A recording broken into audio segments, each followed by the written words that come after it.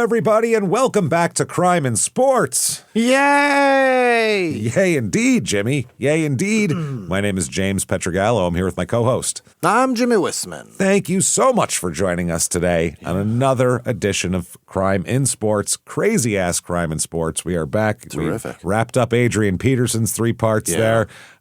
Man, it's so... I miss him. You kind of miss him after a while, yeah. He does dumb shit, so it's like... Right. It's just fun, because you never know what's going to happen with Adrian. Oh, now he's in millions of dollars in debt. Didn't see that one coming. Okay. So that's a lot of fun. But this week we got a real bad guy. This is going to be, way worse than Adrian Peterson. Yeah, okay. This is a real bad guy. You've probably never heard of him before, but what he did was so wild. So you're gonna enjoy the show. Before we get to that, though, shutupandgivememurder.com is where you get everything that has anything to do with us.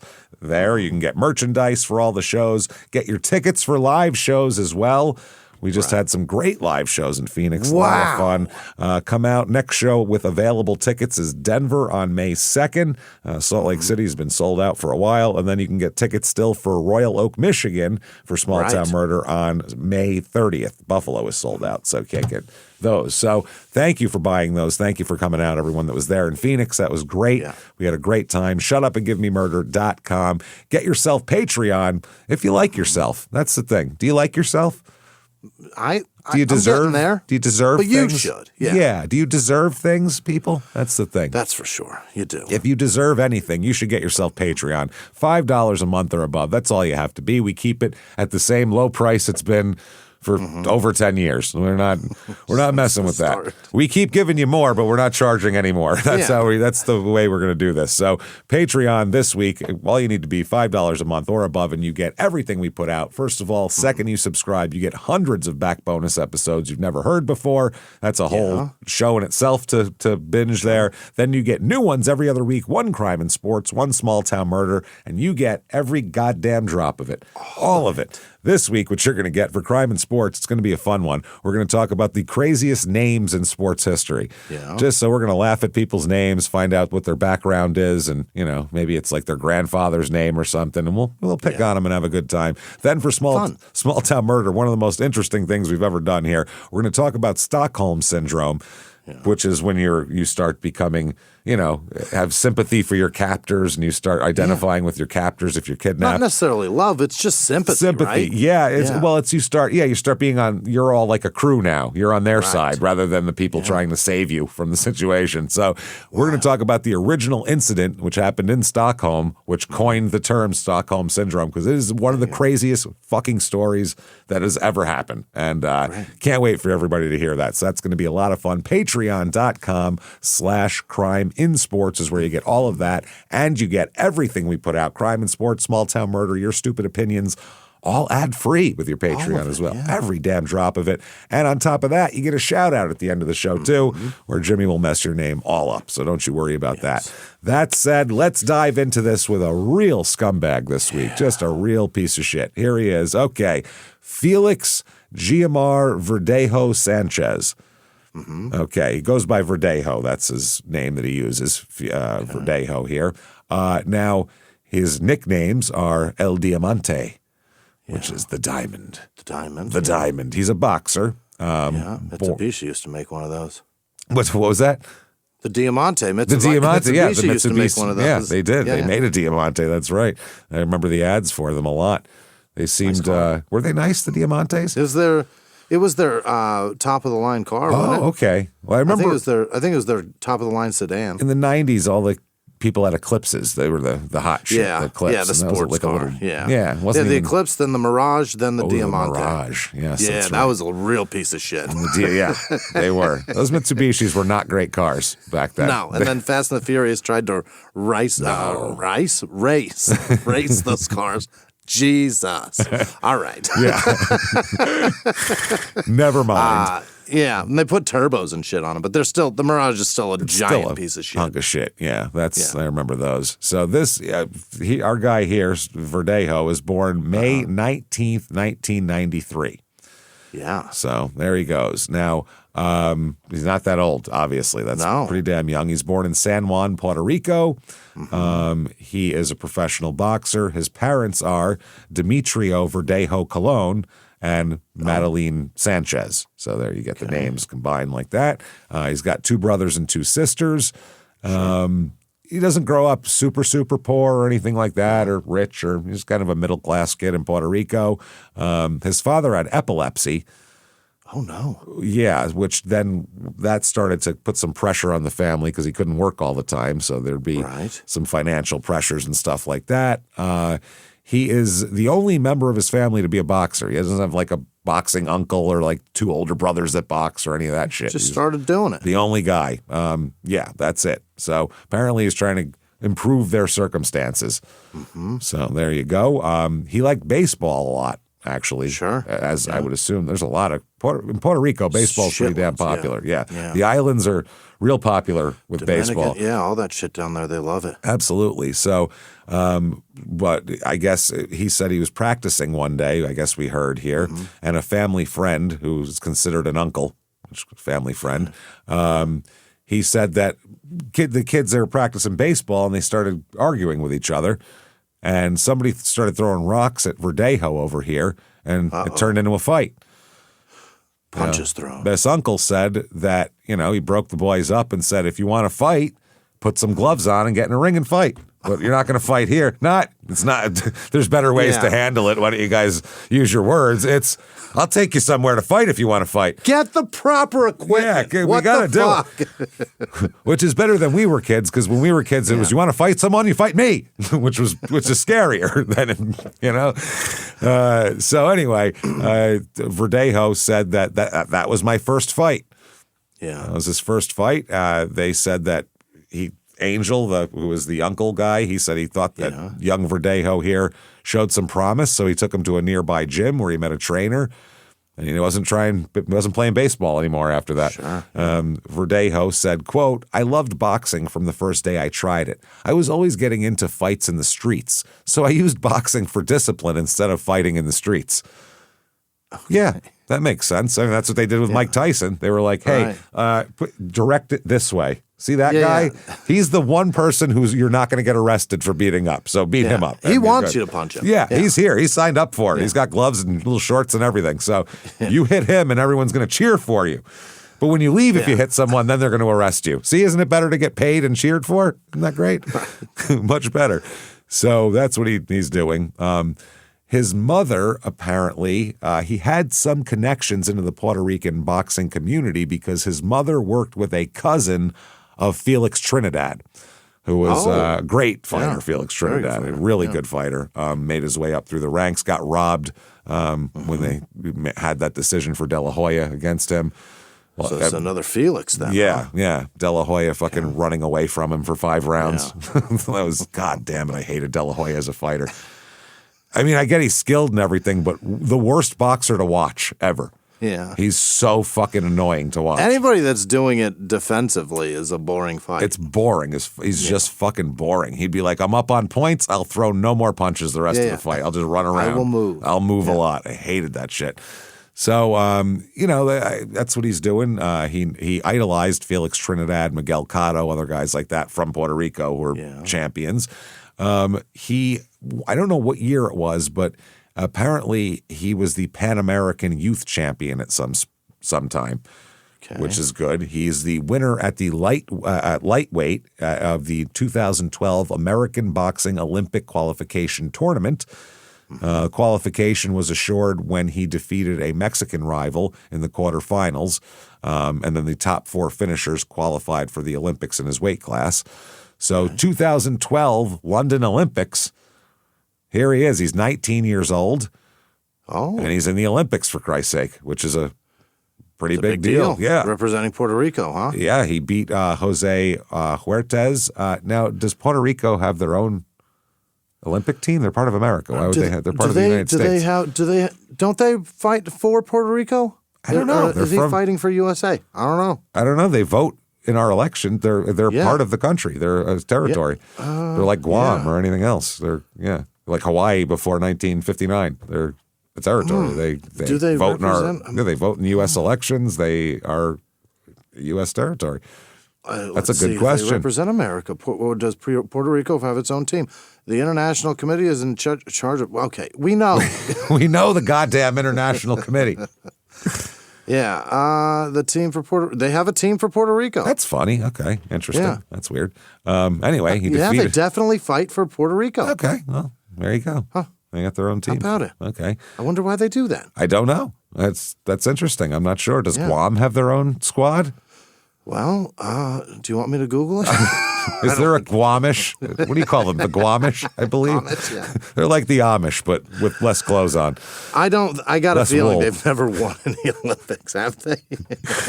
Just like the Amish, but less wool coats and beards. A little more more Guam at the sandals. Olympics?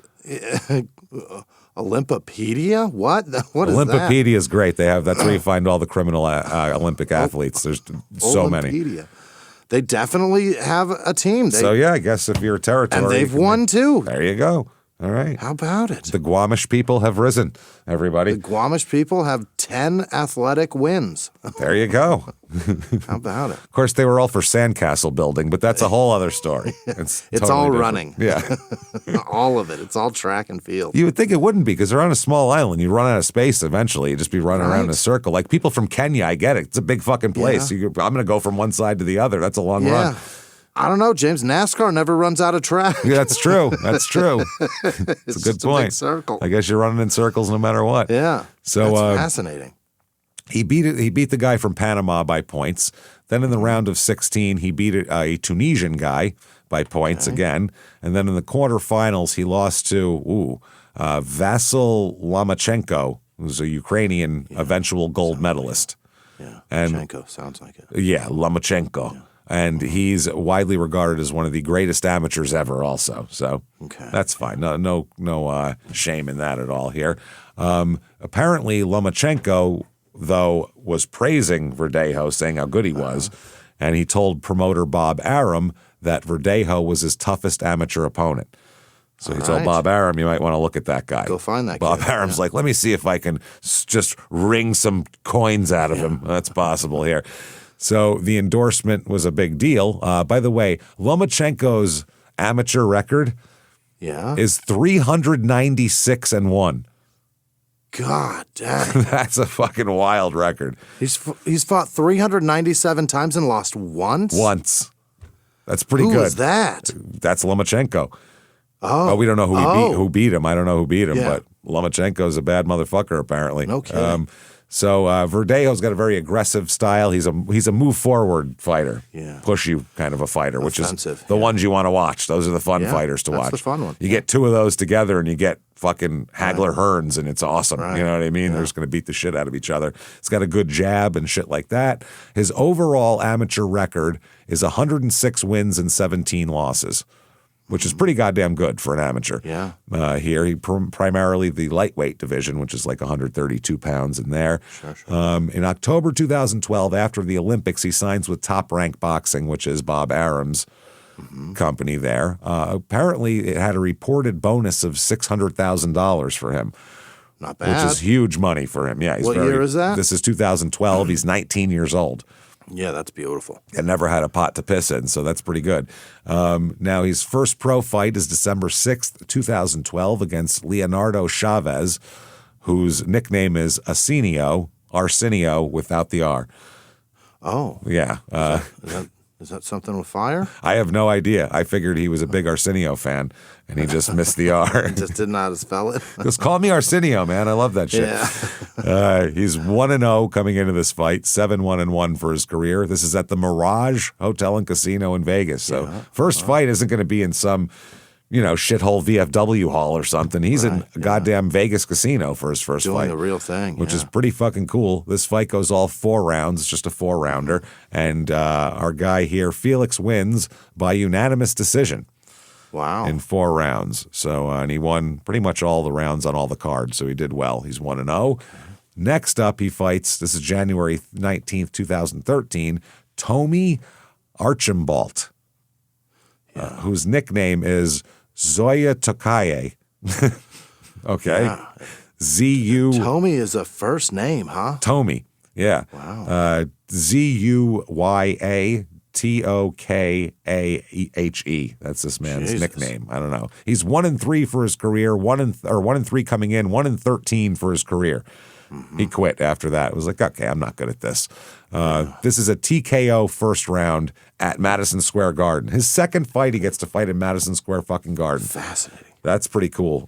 From what was the other one? MGM Grand or was it Mirage? The Mirage. Mirage. Yeah, because he's fighting on, two big places. Yeah, with Bob Arum's card, he's going to get good places. So now he's 2-0. February 2nd, 2013. So that's 2 weeks later. He fights again. Jose Santiago, who's 2-3 coming in. This is going to be in Puerto Rico, this fight. So he gets to go home as a pro and all that. TKO win in the third round for He's doing it. for Verdejo there. So he's 3-0 now. March 23rd, 2013. All these guys, you see them in the beginning, they fight every month. Jam them together. And then they win a couple of fights, get a few bucks, and they're like, twice a year is good. I'll take a break for a minute until I spend all this. I don't need to get punched in the face that much, really, probably. That shit hurts, actually. It's not fun, I got to tell you. Yeah. March 23rd, 2013 is Martin Quezada, who's 2-4 coming in, 5-10 for his career. This is again in Puerto Rico. Second round TKO for Verdejo. So he's 4-0. Next up, he fights Steve Gutierrez on April 13th, 2013. He's 4-3 for his career, and he's going to be 4-4 for his career total. So that tells you what happens in this fight. Yeah. This is at Radio City Music Hall. Really? Yeah. New York? Yeah. Really? That's fucking awesome. He's got to fight at Madison Square Garden and Radio City Music Hall in his first 5 fights. TKO win in the first round for Verdejo. Next up, May 18th, 2013, Corbin Page he fights, whose nickname is Relentless. Relentless Corbin Page. He's relentless, all right. He doesn't give up very easily because no matter how much you beat the shit out of him, apparently, because he keeps fighting. He's 4-5 for his coming into this fight, 6-21 for his career. So that's pretty relentless or stupid, one of the two. I'm not sure, but he keeps coming back. Either way, I don't think he remembers where he parked most of the time. Yeah. So we got that going on. This is in Puerto Rico. TKO in the 4th round. He knocked Page down in the 3rd, too. So he's 6-0. All right. Now, July 18th, 2013, he wins the New Hispanic Promise category of the 2013 Premios Juventud on July 18th of that year. I don't know if that's some Puerto Rican award show or what. I don't know what's going on, but I don't know. He won an award. Like bad attitude. Yeah, he won an award. I know that Juventud. Juventud. So August 10th, 2013, Guillermo Delgadillo. Okay. El Conquistador is his nickname. Yeah. Much better nickname. 4-4-1 coming in, 4-7-1 for his career. Not good. This is at Sands Bethlehem Event Center in Bethlehem, so I assume Pennsylvania. PA, yeah. That's all I can assume. This goes all 6 rounds, actually. Oh. But it's a unanimous decision win for Verdejo. He won every round on every card, too. So Felix is doing it. He's doing it. He's kicking some ass. Oh, God, this is wild. October 5th, 2013, he fights Stone Cold Gary Iyer. Hell yeah. You can't name yourself Stone Cold in 2013. No, you can't. I wouldn't even think legally you could do that. That's got to be copyrighted, right? It has to be trademarked by the WWE, I would imagine. If he hasn't, he's really fucking up, right? I would fucking say so. The amount of merchandise they sold with the word Stone Cold on it, I can't imagine. I mean, they've been paying him for 20-something years just so he doesn't go somewhere else and have them be able to use his shit for merchandise. Wow. Like, they've been paying him for decades to not wrestle. So no one else will sign him just to use his name. That's wow. So, I mean, I don't know how the hell. This guy must be so inconsequential nobody cared. That's all I can imagine. He is not putting a dent in our merch sales. Nope. No. It's like somebody using a sample on a song and they're like, well, no one's hearing that song. Fuck them. Who cares? So he's 11-3 coming into this fight and 11-4 for his career. So last fight of old Stone Cold's career here. This is at the Amway Center. Really? In Detroit or in Orlando, obviously. What? Yeah. All those fucking pyramid schemes come from Florida. Are you kidding me? Perfect place I for think it. that one was actually from Michigan. Amway? Yeah, because it's the so. DeVos people were the DeVos lady who was the fucking whatever the fuck she was in the first administration there in 2016. Her dad started Amway. They've been scamming for decades, those motherfuckers. Decades. In Orlando. This is a TKO in the second round for Verdejo. So he knocked him out stone cold. Out stone cold, baby. He's stone cold now. Stunned stone cold. Yeah, he stunned him good. It's November 24th, 2013. Runiyut Bunraska. Where the hell's he from? Wow. Holy shit. I'm not sure where he's from, but that's like his name to make it easier for everybody. Yeah. His real name is, holy shit. I don't know if this is his real name or what. Petchsamutar Duinayamukdahan. I'll spell it for you.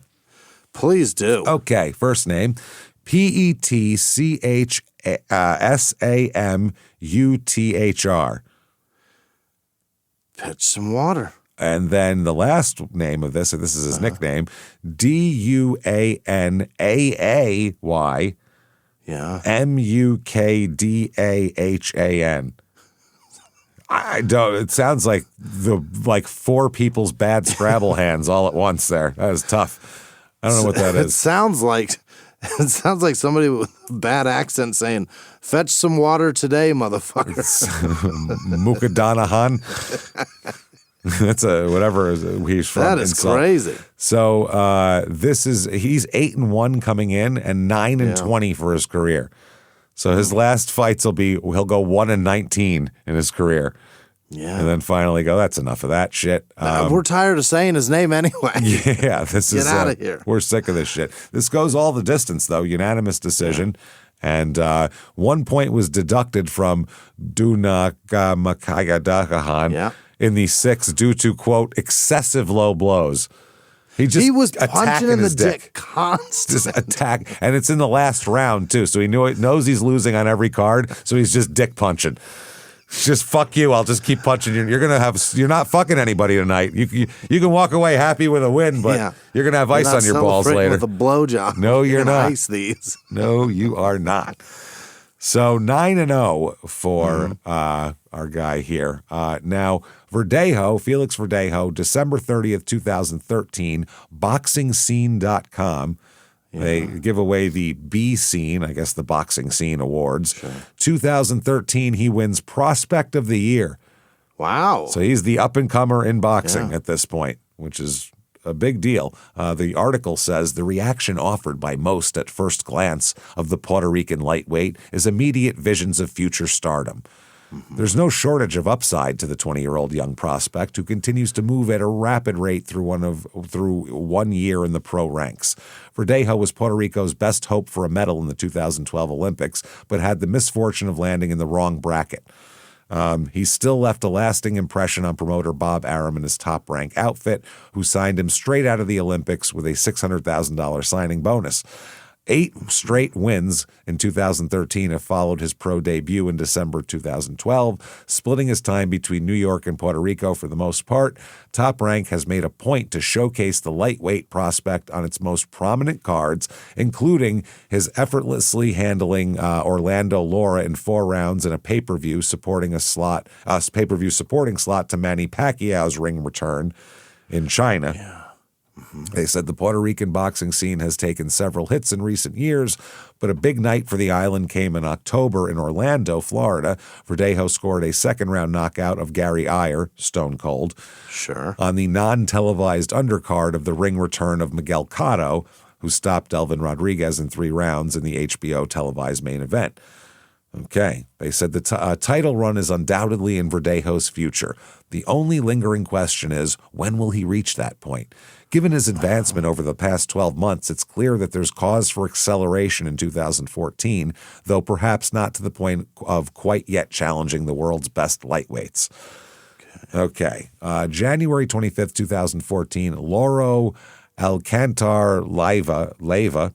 He's 8-0 coming into this fight, so Both got 9-0 versus 8-0. These are Not bad. the up-and-comers here. That should be a good fight. This guy ends up 11-19-1 for his career, so it doesn't go so well after this. No. This is at Madison Square Garden, and here we go. This fight lasts 21 seconds. Wow. 21 seconds, and it's a knockout for Verdejo. Yeah? So, yeah, the other guy came in 8-0, and then his career got knocked out in 21 seconds, and then for the rest of his career, he went 2-19-1. He ruined this. He forgot man. how to do it. Yep, he ruined this, mate. He flinched. Yeah. It's one of those things. Yeah. It happens. It happens. So he's 10-0 now, Verdejo. March 22nd, 2014, Juan Santiago he fights. Ever a guy who needed a big nickname, it's Juan Santiago. That's like John Smith. If You've got rough. the best name. That's rough. He's 14-11 coming into this fight. This is going to take place in Puerto Rico. TKO in the third round for Verdejo. He's 11-0. Okay. Next up, April 19th, 2014. He's still fighting once a month, pretty much. Ivan Zavala, El Oso is his nickname. What is that? El Oso. I don't know. What is an Oso? I don't know. Isn't that a secret agent on a cartoon? Was it? Isn't there something Oso? Like Oso. Otho was special from, agent. Otho's Beetlejuice. Yeah, we know that. What is Oso? I feel like that is something. Yeah. It's not one, right? No. Is it Spanish or is it Puerto Rican? It's is El Puerto Oso. Rican Spanish? Yes, that's Spanish. It's El Oso. The something. Yeah, you're right. It's the bear. There you go. The bear. How about it? Oso is bear. Yeah, he's the bear. Ivan Zavala, the bear. This fight takes place in Orlando.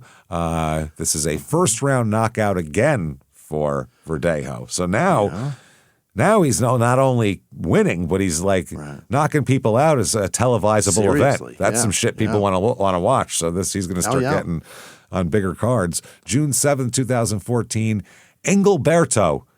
Come on. Oh.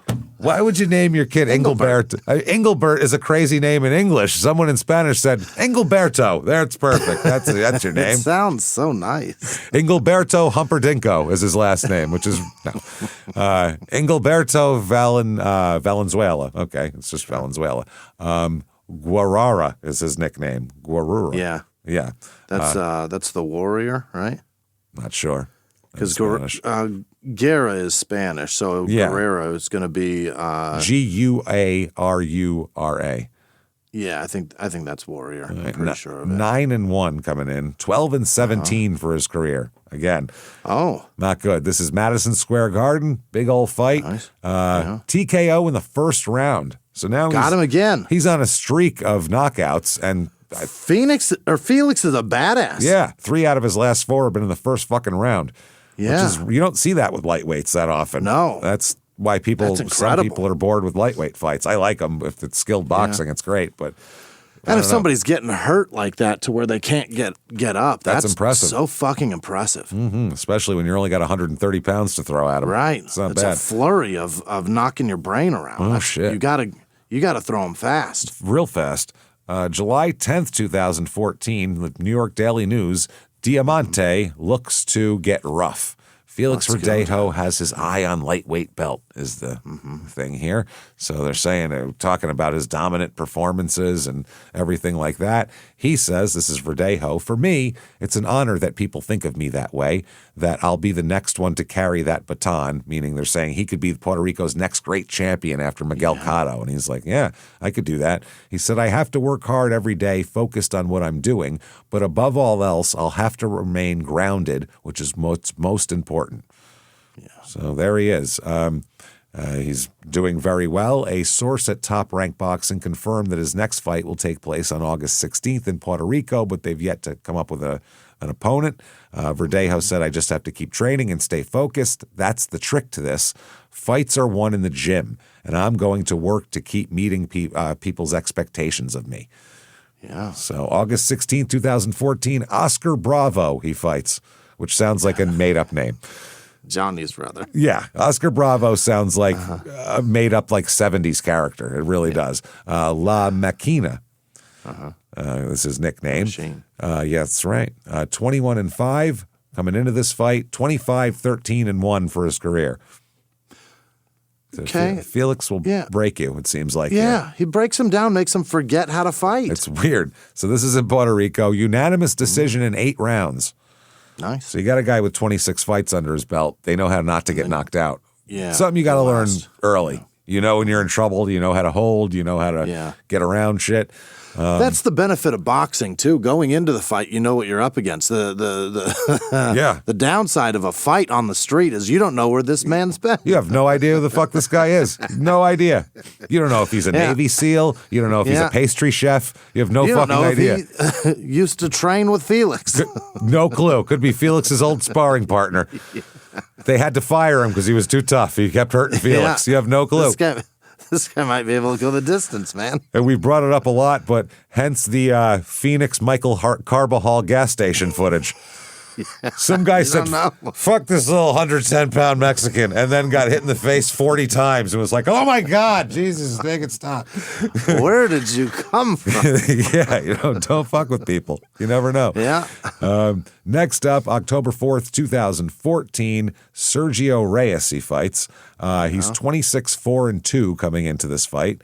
28-8-2 for his career. This is in Orlando again. Knockout in the 3rd round for Felix. So Felix is 15-0. God damn, fast. He's killing it, real fast. It's less than 2 years. He's 15-0. He's in. December 13th, 2014, 14, Kareem El Khwazgari. Yeah. Kareem El Khwazgari is his name, and his nickname is El Diablo, which there's a lot of those in boxing. You know what that is. 16-5-2 coming in, 17-7-2 for his career. Again, breaks him. This is in Philadelphia at the 2300 Arena, and this is a 4th round knockout here. So he's knocking people out. Sure is. 16-0. December 24th, 2014, Christmas Eve, he is named Prospect of the Year by somebody here. Sure. Not sure what publication this is, but Prospect of the Year. And so they do an interview with him. And he said, as a professional boxer, I want to be world champion. I want to unite my country and bring happiness to my people. Yeah. Wow. All it takes is you being a lightweight boxing champion? Yeah. Yeah. Damn, that's pretty awesome. Imagine if unite everybody. Imagine if there was a country and you said, if only we could fix this. How could we fix this? If only one boxer could do pretty well, we'd all be happy. That's a pretty easy fix. Only one man could be pretty good at something. Bring happiness to a whole people? They're not asking for much over there, are they? Jesus. Maybe that's why a good indication of why America will never be united ever again. We have all of the gold medals, and we're furious. Yeah. It's crazy. We find ways to be mad at those gold people. Either gold way, medal after gold medal. Direction. And we all hate each other. Yeah, we all hate each other. Doesn't matter. Yeah, that doesn't unite shit. Can't fix it. Can't fix it. Can't fix it with sport, that's for sure. No. Good for you, Puerto Rico. Keep it going. All you got to do is have one fucking 21-year-old kid knock some people out in Orlando, and your whole country's united. And everybody's like, look at us. I love you. The whole land is united. So glad to be your neighbor. Yeah, Jesus. So anyway, they talk about him, and top-ranked president said, we think he has the kind of talent to win world titles in multiple divisions. Wow. I think he can move up weight classes, 135, 140, 147 when it's all said and done. Slow down. You're going to get your head caved in. Say 147s when you start getting into guys with some power. Those are cinder blocks coming at you. You better slow down. And a lot of the 147 guys that started at like 140, all of that, Trinidad, De La Hoya, Mosley, Sugar Shane Mosley, Vargas, all those guys, once they got up to like 154, they realized that's a different fucking world. It's a different guy. And then Trinidad tried to go farther. He tried to fucking fight Bernard Hopkins and shit and go to like in the 160s, which is not going to work. Well, the difference there too is that 147 to 155 jump, you gain 3-4 inches there too. That's the other thing. These are guys that are lean and they're tall. Yep. So it's a different fight. Or they're real fucking stocky. You get guys like that who are real stocky. So there's a bunch of for a long time there, from the late 90s to about 2010-ish, the divisions to watch, all the good fights were at 147, 154 in that range. That's where all the good fights were. Everything. And if you go too high, then you've got to fight people like fucking Mike Tyson. And then you end up in the heavyweights. Granted, he's a little smaller in height, but he's still got reach, and that punch is bananas. If you don't have a neck that's bigger than your head, you're in a lot of trouble. You don't want to fight Shannon the Cannon. That man is dangerous. Knockout artists. They could take you with one punch. That's the difference in the lower weight classes. Is usually you'd need a good combination to get a guy, whereas in the pros or in the heavyweight division, one punch, if you're not seeing it, look at Lennox Lewis fighting a much lesser fighter in Asim Rahman. That punch, he never saw it. He got knocked the fuck out with that shit because he never saw it. Look at a lot of fights that Tyson fought. Those are heavyweights. Yeah, those are heavyweights. But I'm saying, like, exploded. Lewis was the best fighter in the world at the time, and he fought a guy that nobody gave a shit about, and even that guy can knock you out with one fucking punch if you're not watching. So that's the heavyweights are dangerous. You got to be ready all the time. T's and Q's, babe. He says, so this top-ranked vice president said, a lot has to happen, but I think the talent is there. He works as hard as anybody. He cares about always being in shape, how he performs. He loves the fans. He loves his island, and it's important to him to be respectful of everyone. Remember that later, by the way. All right. It's important for him to be respectful, or that he loves his island? It's important to him to be respectful to everyone. To everyone. There's one person he was not very respectful to later on that we're going to talk about. There's a lot here. So they say, many believe Verdejo is the heir apparent to Puerto Rican stars Felix Trinidad and Miguel Cotto and will eventually be a pay-per-view headliner. He said they're big names to be compared to, but Verdejo said he does not feel any pressure to live up to the legacies. Trinidad won titles in 3 weight classes and was inducted into the International Boxing Hall of Fame. Cotto is a Lock Hall of Famer and also is the reigning middleweight champion and the first Puerto Rican to win a world title in 4 weight classes.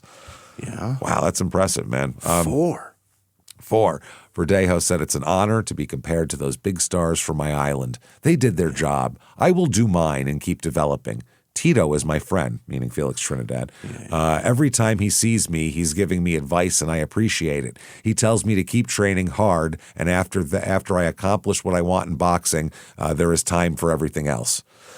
So, your body won't hold out much longer, so keep doing this till then.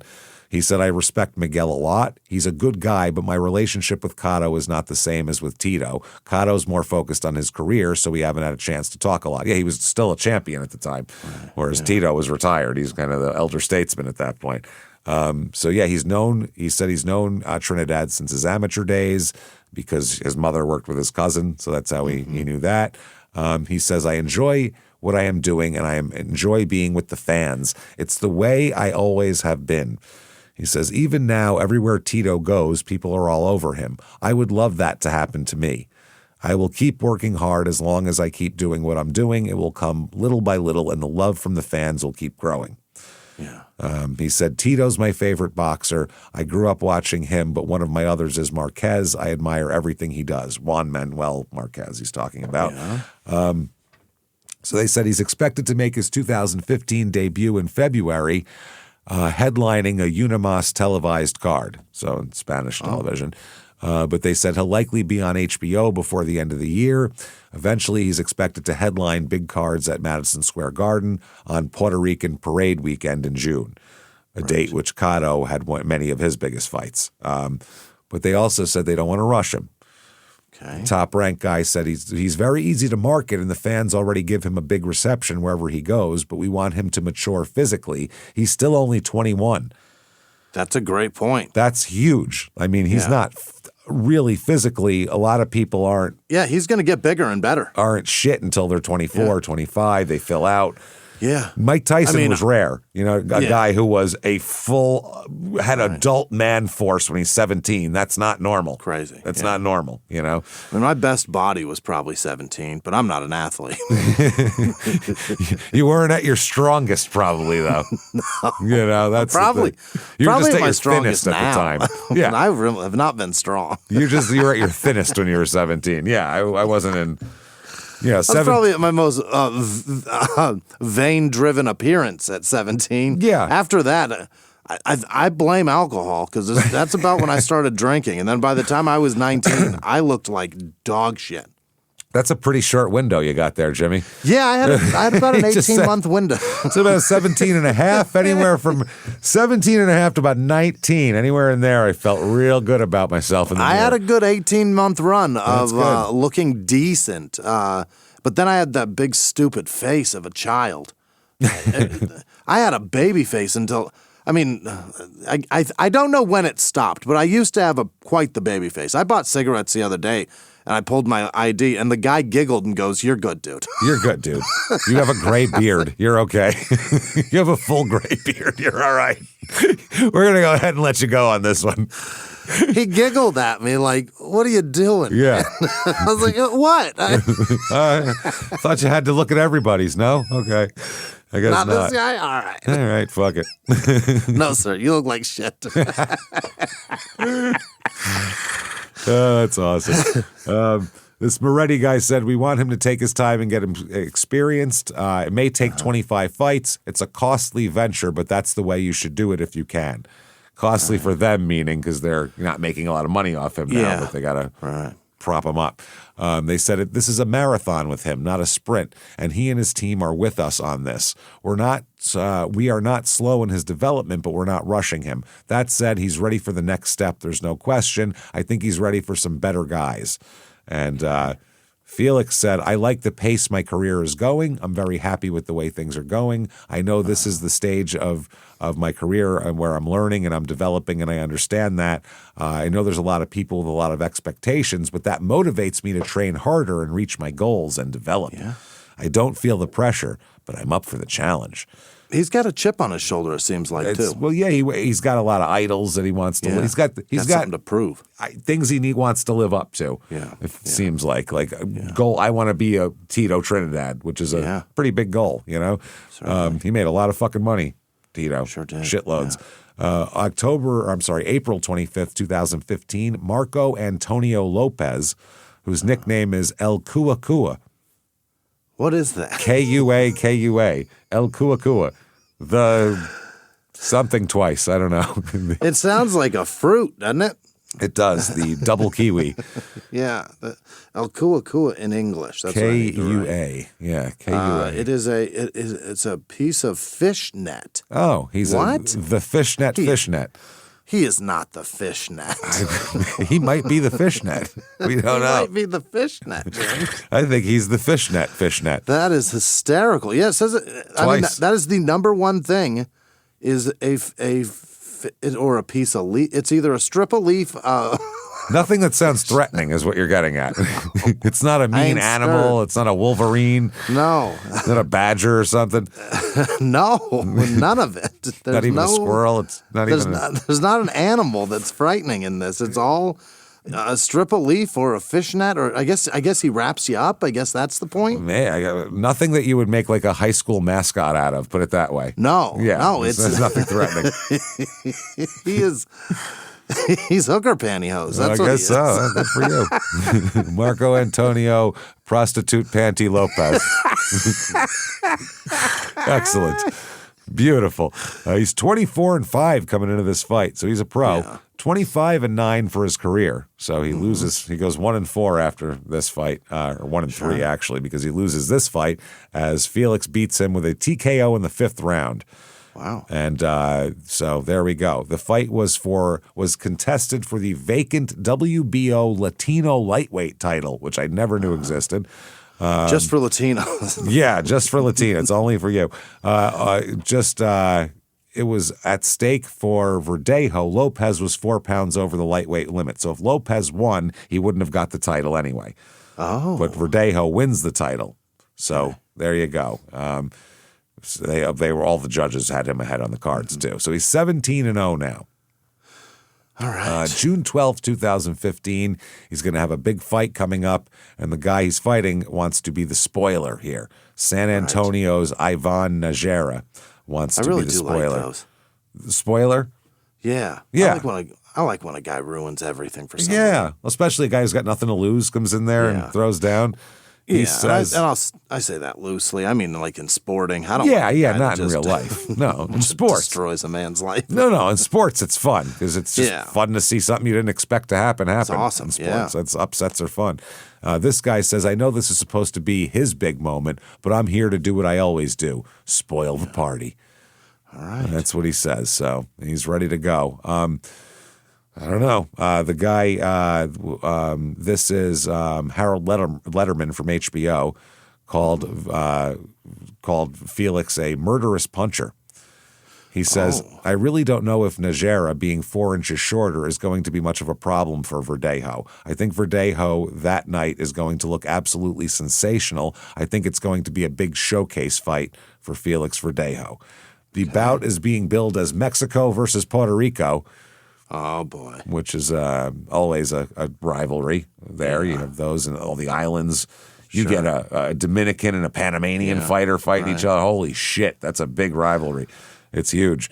So Najera said he's tough, strong, and skilled. It's like I tell everybody, he hasn't fought anyone like me.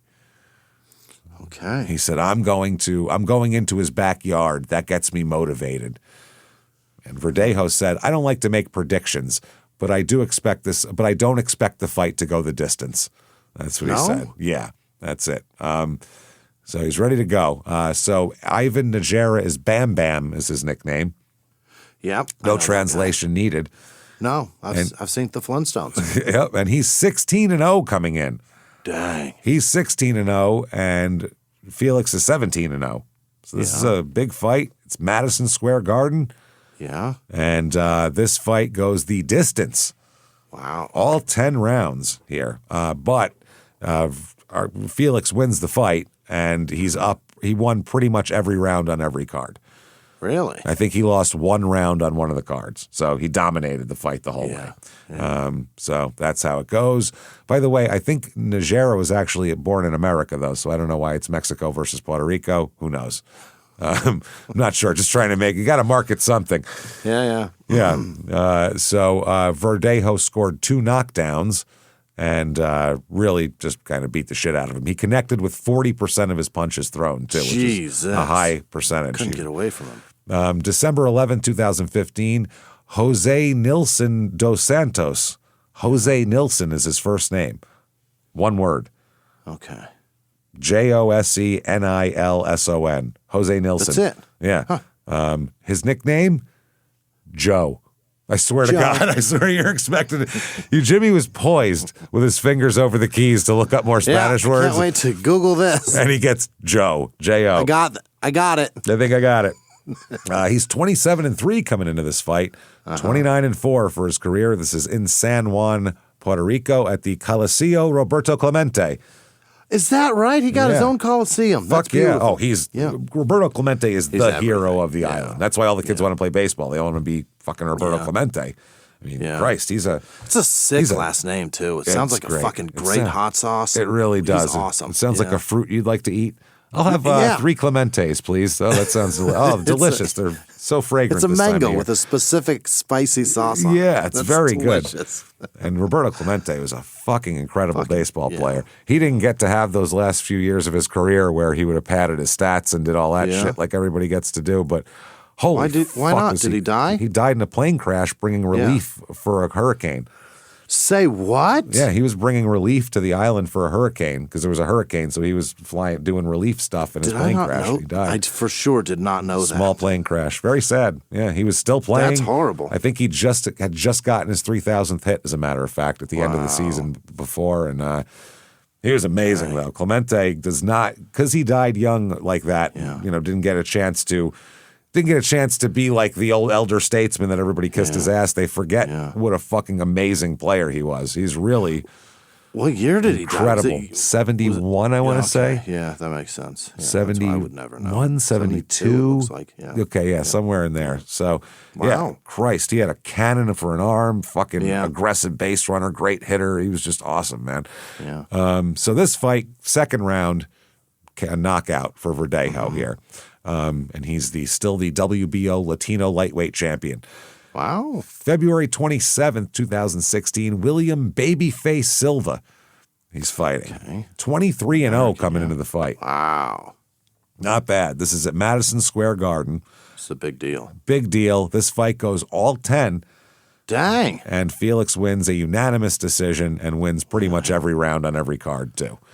Not bad. He handled him fine. Handled him just fine. This was, at the it was an undercard fight on the Crawford-Lundy card. Yeah. Televised on HBO, and Verdejo landed 106 out of 421 total punches, and it was an easy win, everybody said. So he's 20-0 now.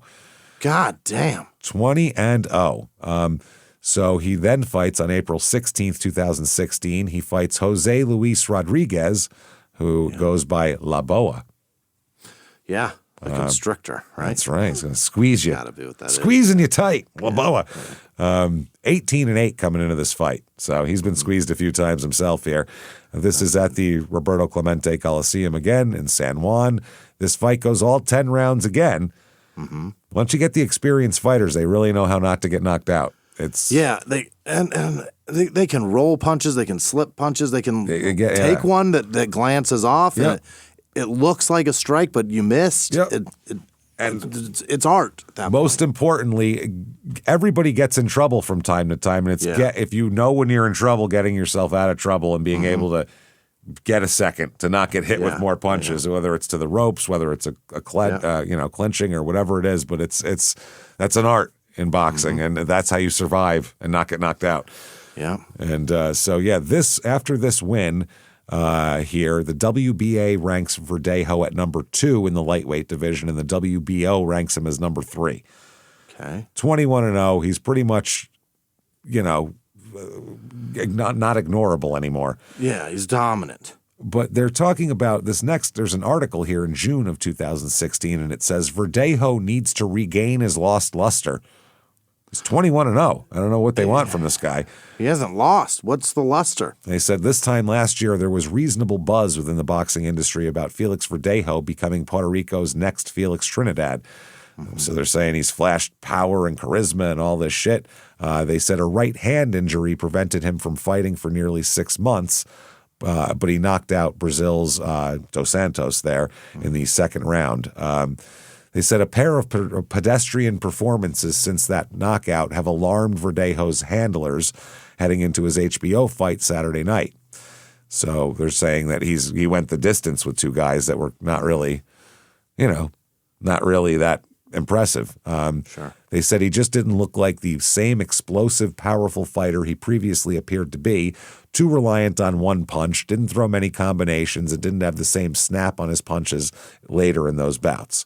Bob Arum said he had looked sensational and he was just destroying his opposition. He said, but his last couple fights, including the one in the theater, he just looked okay, but nothing special. Shit. Right. So they said that,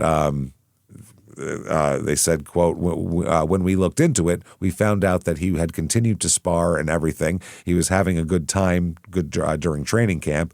He wasn't really doing anything wrong, but he was hanging out with his friends and so forth. And he realized he couldn't do that, and he had to concentrate on boxing, and he has to do that around the clock.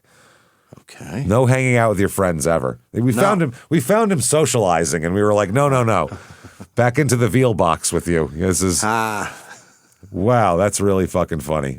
June 11th, 2016, Juan Jose Martinez. He fights 25-2 coming in, 28-11 for his career, Madison Square Garden, and this is a 5th round TKO for Felix. So again, he might be back, 22-0. Yeah.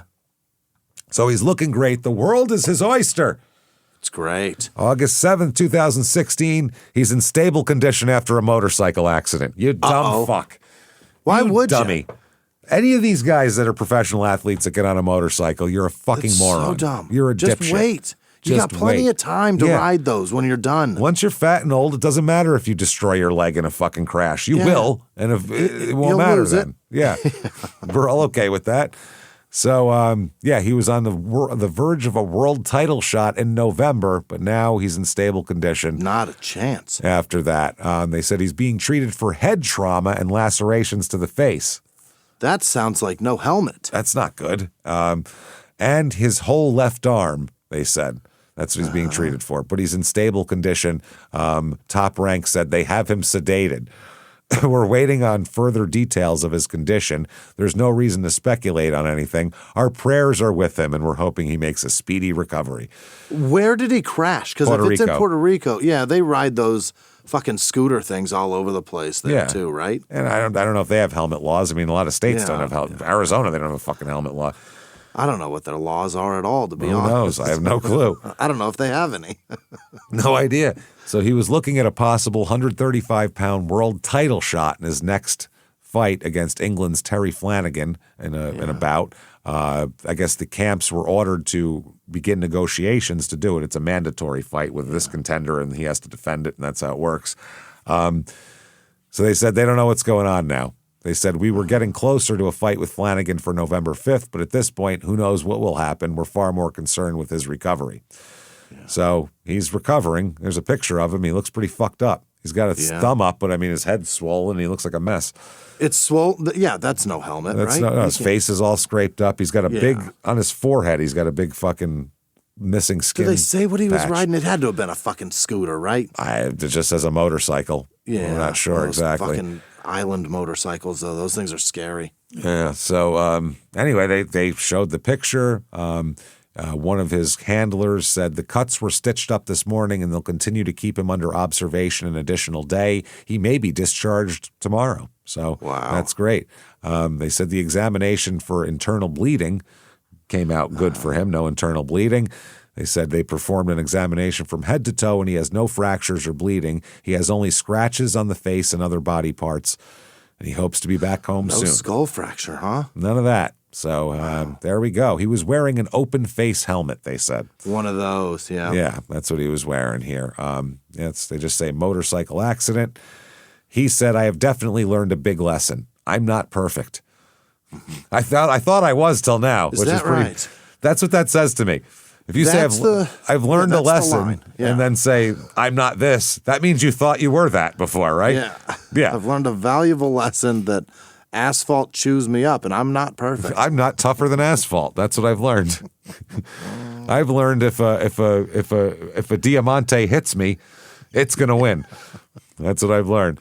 He said, "I'll change my name to the Mirage. I'm a giant piece of shit. That way you can't see me. You can, but I'm not really there." The Mirage is a better name for a fighter. A Mirage, you go to hit him and he's not there. That's great. That's a great fucking name. Not the fucking Diamond. He said, I'll keep growing as a person, and today I'm more committed than ever to my people and my career. I want to thank Puerto Rico and all the boxing fans for all the messages and support during this difficult time. Yeah. He said, thanks to God, I'm ready to keep on fighting with scars that will make me remember this learning experience. I feel more mature. Oh, yeah. Focused and anxious to bring my island the happiness of a world title. Wow. Wow, that is great. The vice president of Top Rank Boxing said, quote, a painful and costly accident that will hopefully provide Felix and all young athletes with lifelong lasting lessons.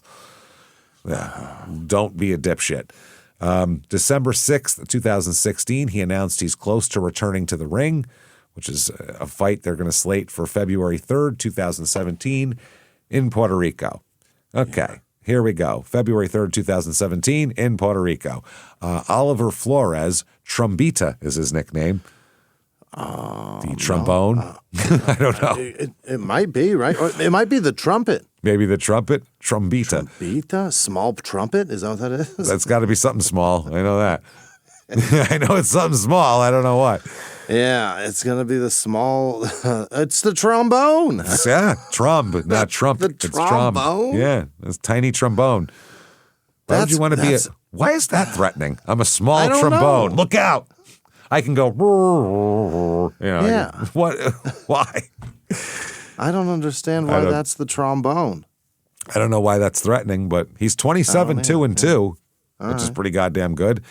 This fight goes all 10 rounds, and it's a unanimous decision win for Felix. He's never lost a judge ever in a fight.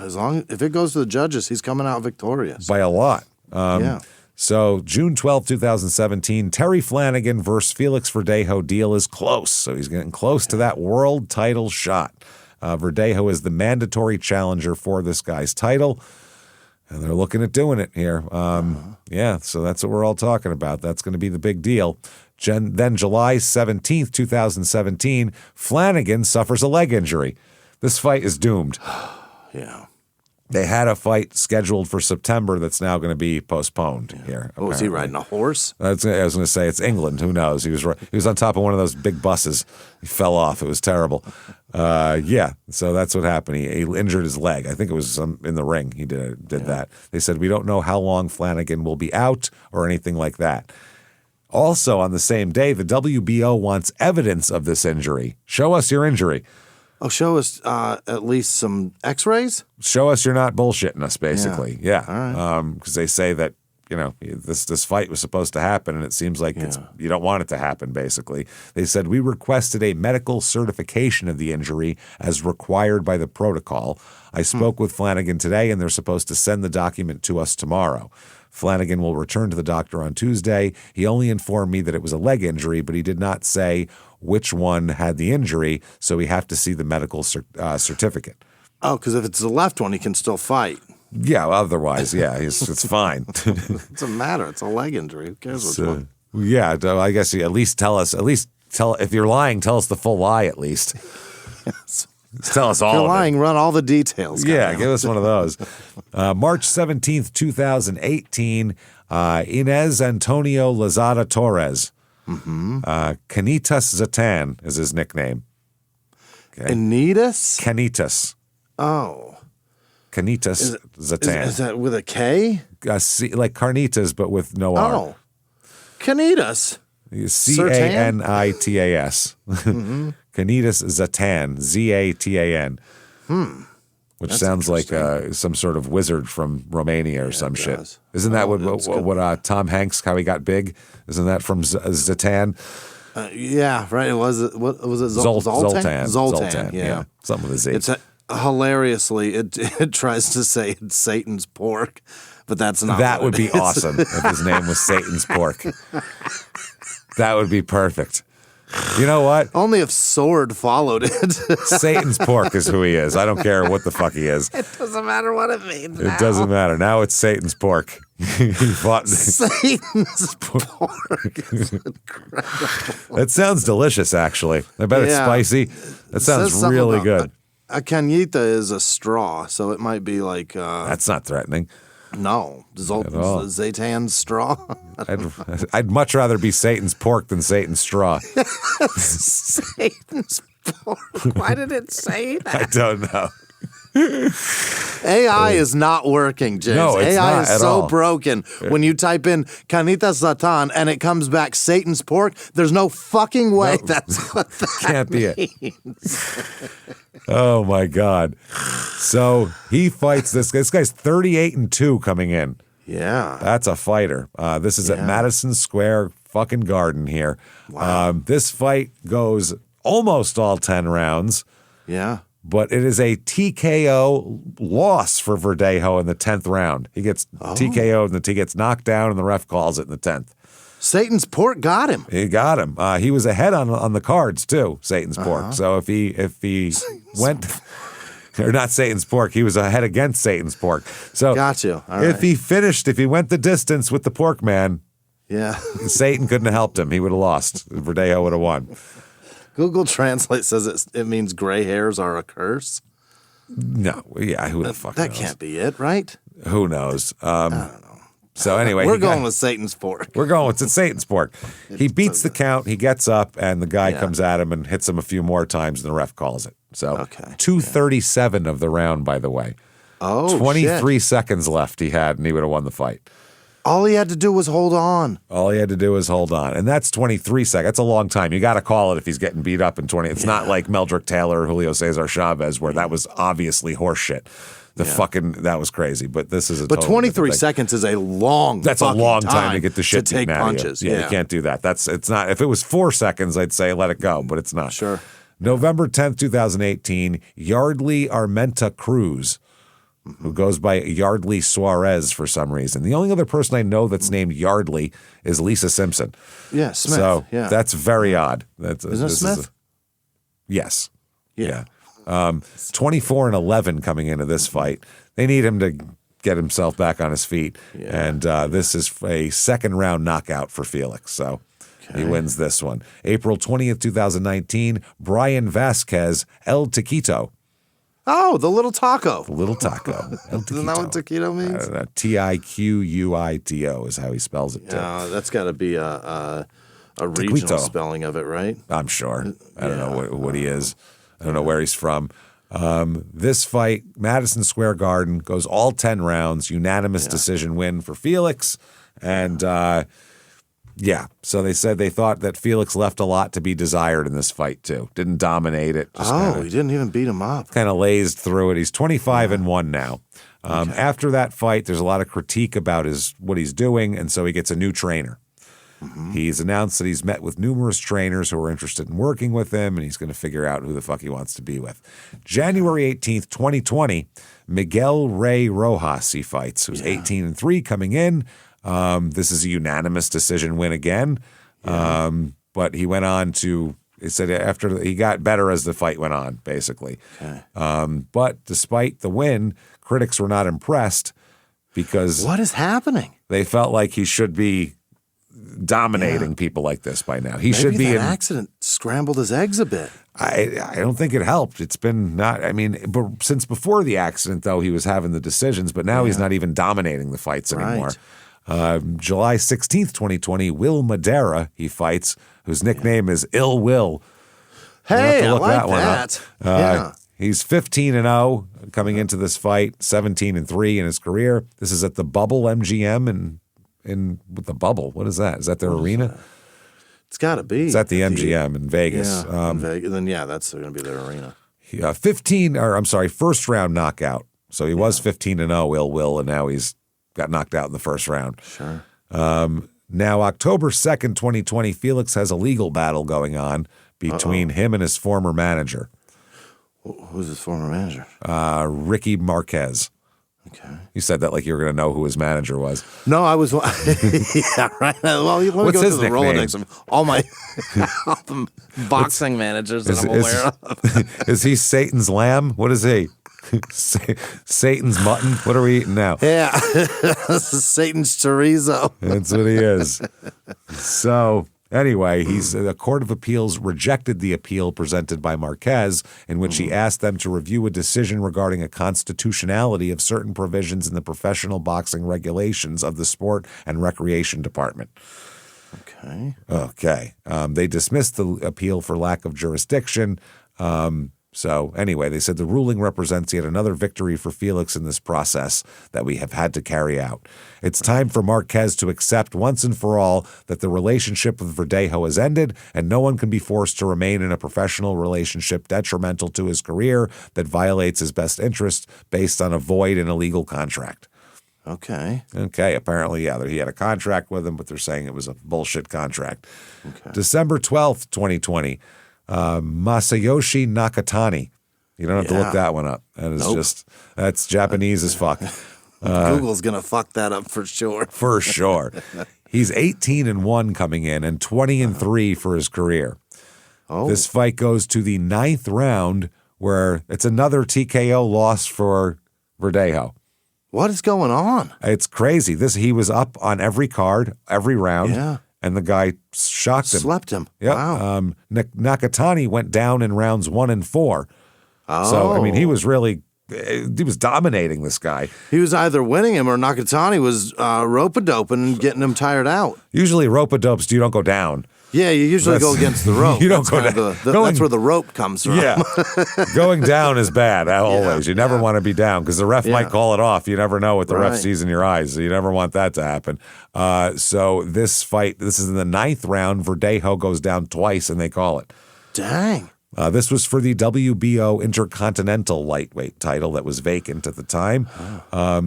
Verdejo did become the first boxer to knock Nakatani down.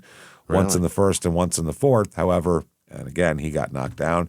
That will be the last fight of his career. What happened? For Verdejo? Well, no, not quite. Oh, okay. He probably wanted to fight more, but there's a problem. On May 3rd, 2021, he turns himself in to the police to federal agents to face charges hours after the authorities identified the body of a dead woman as his 27-year-old pregnant girlfriend. No. Yeah. Where? Was it in Puerto Rico or America? Puerto Rico. Oh, my God. Puerto Rico is America, technically. So I mean, mainland America. Mainland, yeah. Just in a 50th state or in that island? Yeah, well, I meant just that didn't matter but I meant because the federal. So the laws equate anyway. Exactly, the federal laws go. That's why I was saying that's all one thing for that. So a criminal complaint filed by the FBI accuses Verdejo of punching Keishla Rodriguez in the face and injecting her with a syringe. What? Filled with an unidentified substance bought at a public housing complex. He went to the projects and bought some liquid and fucking put it in her. So we don't know if that's drugs, if that's if he Corey Richie'd her, Richened her, if he gave her like an overdose of drugs, or if this is fucking window cleaner. We have no idea what's going on at this very moment in time. Hit her with some Pine Sol or whatever will kill you. Wow. It alleges he then bound her arms and feet with wire. So she's still alive. This is horrifying. This is a pregnant woman. Oh, my with his God. child, by the way. Yeah. Bound her arms and feet with wire and tied a heavy block to her and then threw her off a bridge. Alive? At 8:30 a.m. Thursday. Oh, my God. The complaint states that Verdejo then shot at her body as he stood on the bridge. After he threw her off the bridge, he then shot at her body. Fuck. Wow. The complaint says a witness it did not identify helped Verdejo kidnap and kill Rodriguez. This is insane. And he needed help. He needed help for this. Rodriguez was found in a lagoon near the U.S. territory's capital Saturday, so near San Juan. A couple days after she was reported missing, she was identified via dental records. Wow. Holy shit. How did they figure out all this shit before he turned himself in? They had a witness. Oh, that's the guy that helped? That's apparently he's involved and there's somebody else. Rodriguez's family said she was pregnant with Verdejo's child. Keila Ortiz, the victim's mother, told reporters that her daughter had called her before she vanished Thursday and told her that Verdejo was going to her house to see the results of a pregnancy test. He came over, saw it was blue, and fucking murdered her. Oh, my God. That is wild. He said, "You better." Bad he didn't want children. You better hope there's not two fucking lines. That is. Oh my word! Wow, I don't even. I've never heard of that response as like I'll kill you right now. Pregnancy test. Yeah, it's not even like you think he'd go, okay, I got 9 months to figure out how to kill her. He was like, no, I'm killing her now, as soon as she's pregnant. I mean, we've heard of people killing people that are pregnant with their babies because they didn't want to have kids, but not like upon hearing the news. That's insane. Apparently, she had thought she was pregnant. And the mother said, I told her be careful because he had already threatened her. She said Verdejo had told her daughter not to have a baby if she is pregnant, mentioning his career and family. I don't understand how that would throw any of these things off. Well, Verdejo's married. That's the problem. He's a married man at this point. Okay. Yeah. So he's trying to hide it from there. Not your career. It's that you're married. You're sleeping with somebody outside of your marriage. That's the problem. Apparently, he had known Rodriguez since middle school and kept in touch with her parents over the years. Why would you, raw dog, fuck anybody if you're married? If this is the response you would have to, by the way, I'm pregnant. If you're thinking, if I leave it in a second too long, I'm going to have to murder this bitch, put her fucking condom on. Put a condom on or don't fuck her. Pick one. But if I better be on my... That's the craziest response to science worked. Wow. Yeah, nature, not even science, just nature happened. Yeah. You stuck it in somebody and then a baby came. That's what happens. You put your dick in a woman, moved it back and forth until things happened, and then you left stuff in there. I don't know if he said get an abortion and she said no. Maybe that's what happened. But that's not enough to... Okay, so but again, no, not for a sane person. Not for a sane person. It's fucking crazy. Why did you fuck someone up to? That's the that's the logical thing that's going to happen next. Yeah. You know what's going to happen. This guy's not bright. Wow. So she was reported missing after she didn't show up for her job at an animal grooming business. Apparently, this case is really pissing people off in Puerto Rico because recently another woman was found burned to death just after she filed domestic violence complaints that a judge dismissed. So this is what the right fuck? after that. So he's getting a lot of Vitriol. He's getting it all right now, which I mean, he deserves it too. But certainly. Hundreds of people gathered at the bridge that crosses the lagoon where her body was found to demand justice for her and other women killed, with some throwing flowers into the water. That's an insane reaction to 2 pink lines. Wow, that's crazy. I've never heard of that before. Governor Pedro Pierluisi said that his administration is addressing what he calls a pattern of sexist and discriminatory violence. He said, "We recognize this is decades old and that this is regrettably a culture that needs to be corrected. There are multiple steps to take." So a federal judge orders him held without bail. No shit. Yeah. He's charged with kidnapping and carjacking resulting in death, which is, you're fucked. As we know from the federal statutes from small town murder, what does that do? That's dead ass serious. That's aggravated murder. That makes him eligible for the federal death penalty, as we know from a small town murder case recently. It sounds weaker than first degree murder, but for whatever reason, that's intense. Yep. And also the intentional killing of an unborn child. So, yeah, the judge said this is a death penalty eligible case. Holy. You got a lot more shit to worry about than whether your jab is snapping the way it used to at this point.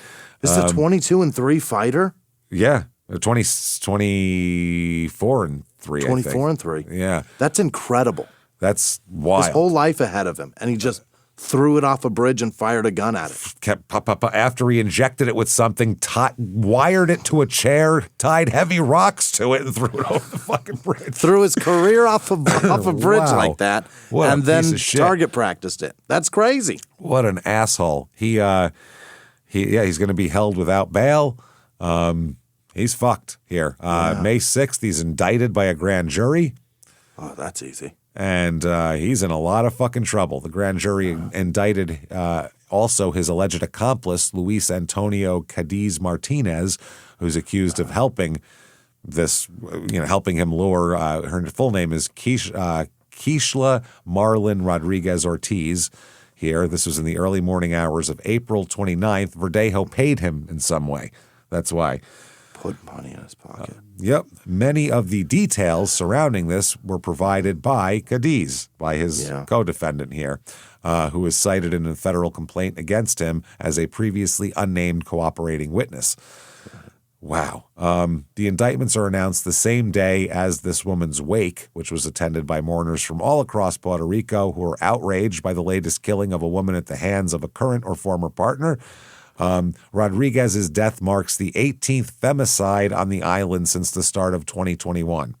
Wow. So the indictments added charges that he previously had faced: carjacking resulting in death, kidnapping resulting in death, killing of an unborn child. Yeah. Now he also faces charges of using and carrying a firearm during the commission of a crime, which is even another aggravator. Oh. So even if they don't go death penalty, they can stack these fucking things and make them consecutive. He can get 1,000 years. Yeah.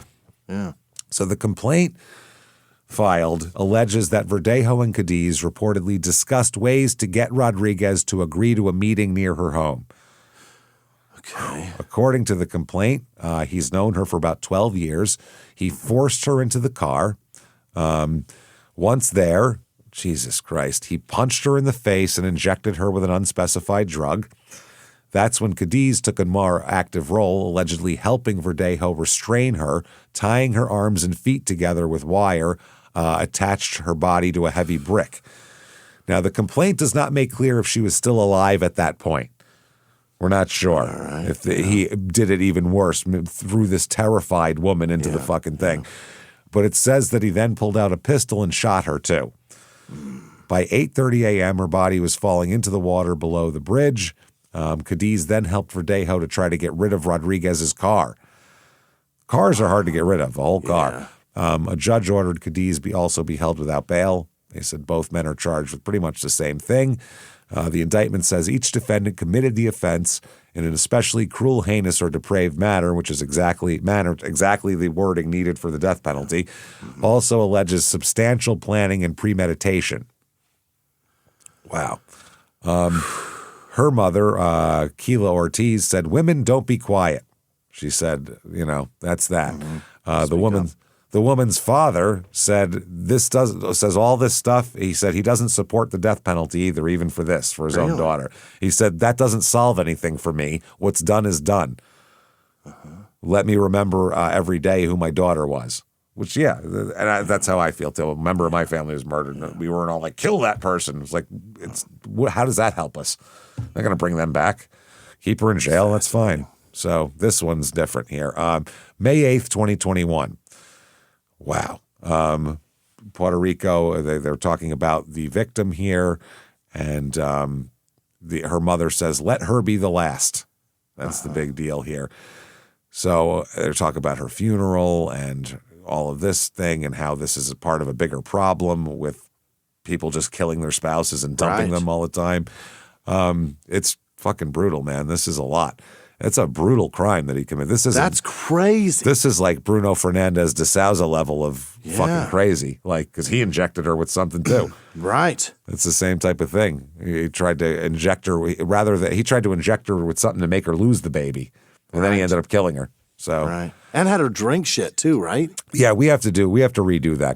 By the way, that was so fucked up. Yeah, that was like the 5th episode we did. I had no resources to get better research on it, and so that was really fucked up. I tried to make her have an abortion without her knowing. That's so crazy. And then fed her to dogs. Choice. And then chopped her up. Wow, that's fucking crazy.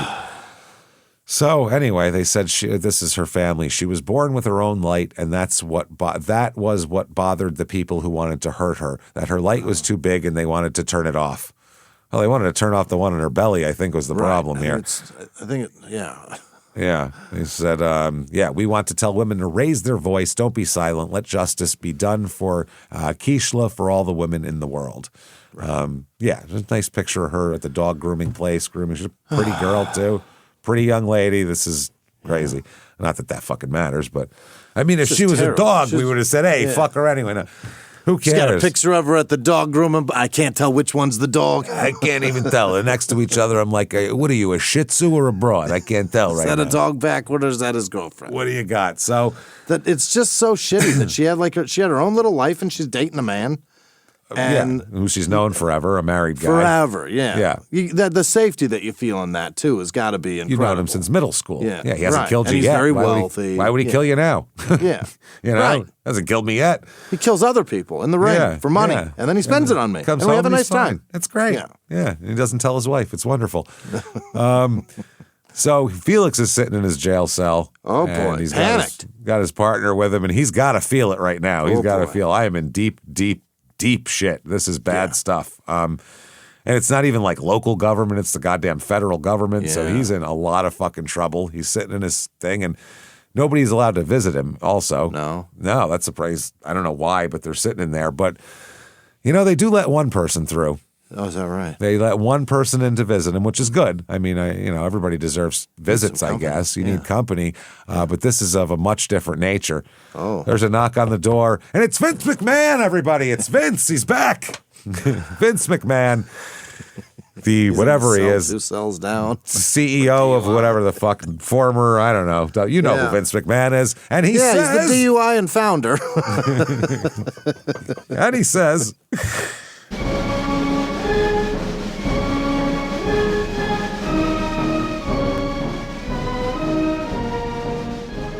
How is it you've come to arrive here? My God, look at you. You're beautiful.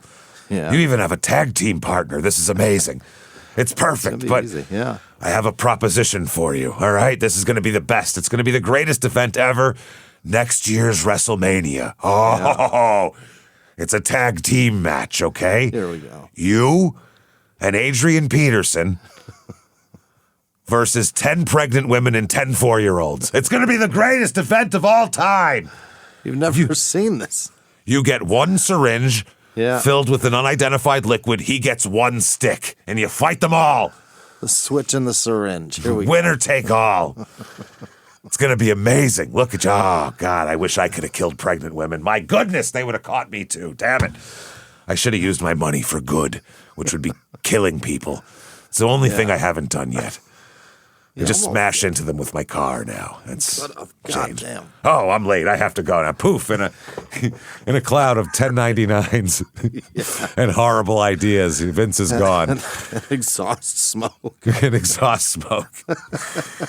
And chunks of a very expensive car. It's fucking Bentley. January 31st, 2022, U.S. attorney decides not to pursue the death penalty. Really? Which is incredible. Why are they giving him a break? I don't know. They said it was months-long discussions. They decided not to for some reason. Not sure exactly why. It seems like they could have probably got it if they wanted it. Feels like you could get him, yeah. Yeah, they said they hereby notify the court they will not seek the death penalty. He will remain in federal prison, of course, and he still faces up to 99 years in prison. Maybe they worry that because he was so great and has such a great reputation on the island and everything he says about bringing the community together, maybe all of that would solicit enough of somebody to not go death penalty because he's such a good boxer. The problem is he has unified the island. They all want to kill him. That's what they. Shit. That's how he's unified the island. So he achieved his goal. He unified everybody. They think he's a cunt and they want to murder him because he really? What he did had extra stank on it. Yeah, it's the that's the thing. Not stopping all the way until she floated away, till she was out of his reach. And there's no machismo here. You and your friend beat up and murdered a pregnant girl. There's no like manly, this is, you planned it and sneak attacked a fucking pregnant girl. That's pathetic. She didn't trap you with a baby. You slept with a woman and you don't left know how tight it that in is. She there. might have clamped down on it. She clamped down and said, I'm keeping every drop Thing's of it. tight, babe. I'm keeping it all. She's been Keegling for this. That's right. No, this is ridiculous, obviously. That's a crazy conclusion to come to when he was a full, he's a full participant in this whole thing. Yeah. And then she winds up pregnant because of, sex. Yeah, because of that. The thing that causes this. Jesus. The number one cause of children, James. It really is. Every time. They have a 25-week trial. What? I don't even know how. That's like OJ level of long. How the fuck do you have a 25-week trial? 25 weeks to say. That's 6 months. To prove what? Wow. The jury heard gruesome details about the killing. Jesus. Here, the prosecutors relied on the testimony of more than 30 people, including Luis Antonio Cadiz, who was also charged in the case. He pleaded guilty after reaching a plea deal, but hasn't been sentenced yet. Cadiz testified that Felix had pressured Rodriguez to get an abortion before she was killed. She said no. That's what happened. He said he punched her, injected her with a substance that Cadiz believed to be heroin. Before they tied all of her limbs to a cement block, and threw her off a busy bridge in broad daylight. I mind you, by the way. She's overdosed on heroin. That's how cocky this motherfucker is, though. Yeah. He's so cocky. He threw a fucking pregnant woman off a bridge in broad daylight with all four of her limbs tied to for lack of a better term, cement block. Something to submerge her in. Wow. A pathologist testified that she was still alive when she was thrown into the lagoon. And then he was shooting at her. As if this is disgusting. Cadiz made an anonymous 911 call days later, to provide the location so she'd be found. He got guilty. He felt guilty. Yeah. He has a spark of moral something that said, I can't leave this fucking poor pregnant woman in a lagoon with her family looking for her. That's too much. Morality. And too much. It's the only reason we've got him. That is fucking crazy. The autopsy determined she had fentanyl and zalazine, which is a sedative used for horses and other animals. So no heroin at all. No, which is mostly what you're going to get now if you go try to buy heroin. What you get. Yeah, you get this shit. So after all this, he is found guilty of everything. Wow. Verdict comes in. My man is Gil fucking T. Yep. He's in trouble, huh? Oh, he's in a world of shit now. Yeah.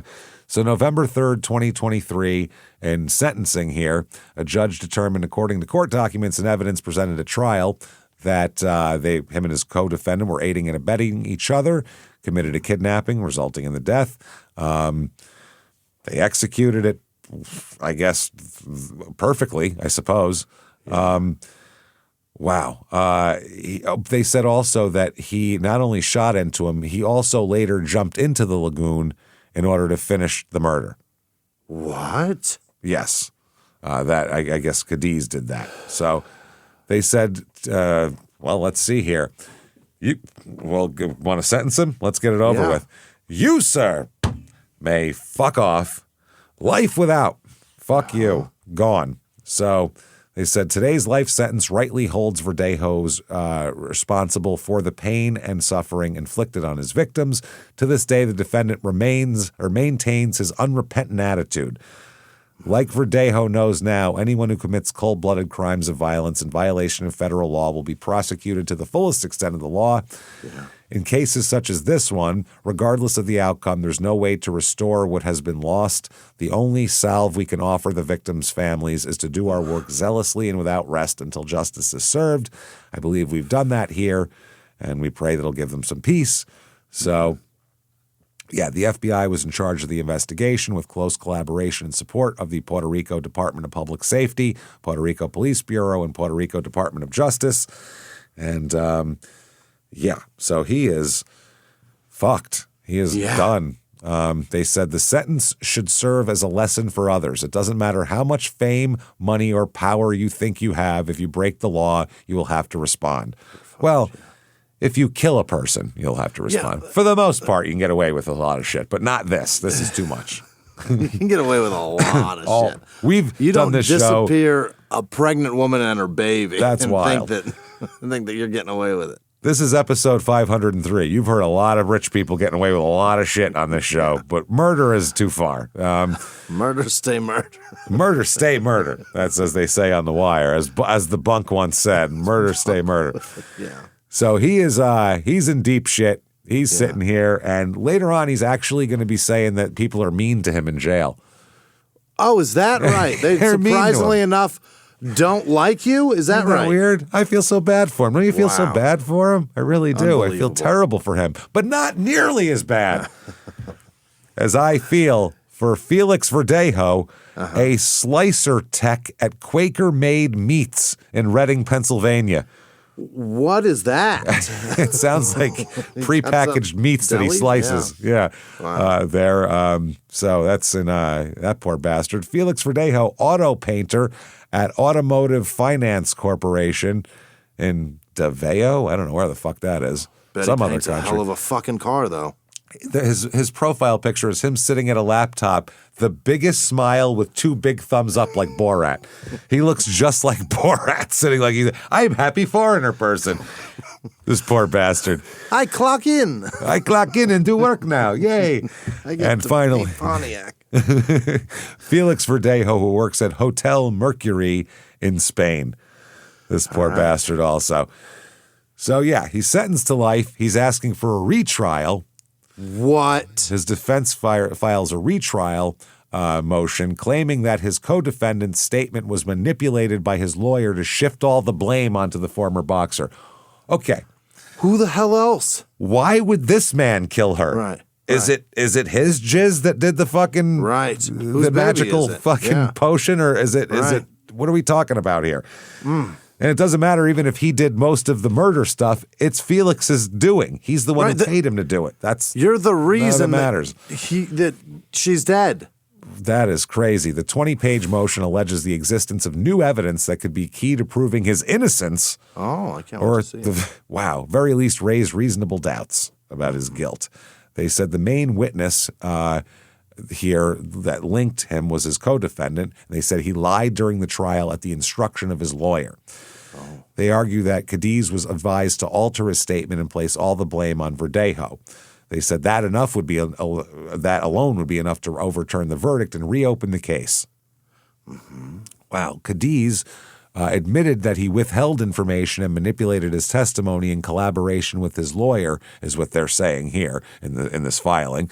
They stressed that Cadiz's testimony was the only one that directly linked Verdejo to the crime, and there's no other material evidence that conclusively incriminates him. Well, she was going to meet him that morning.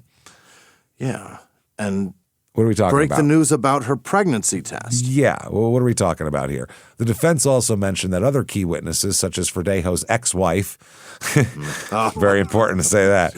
She ain't sticking around, huh? She ain't sticking around for that. And Cadiz's brother could provide new information that could change the course of the case. However, the prosecution maintains the case against him is strong. The crime was premeditated, meticulously executed, and what are we talking about, basically? Yeah. They claim, though, that Cadiz's statement was manipulated and that Prado Galarza, his lawyer, instructed him to lie and shift the blame. They said it will not be easy for the court to grant a retrial because the prosecution continues to argue the case is well supported by evidence. And they said not only Cadiz's testimony, but the physical evidence also. Yeah. So they're like, what are we talking about? April 24th, 2025. He's in court in Boston. Yeah. And that's what's going on here. And the Chief Judge, David Barron, ordered that his motions, quote, invoking this court's power of judicial supervision and summary judgment for the prosecution filed on his own despite having representation by counsel, are denied without prejudice to any relevant arguments in the brief.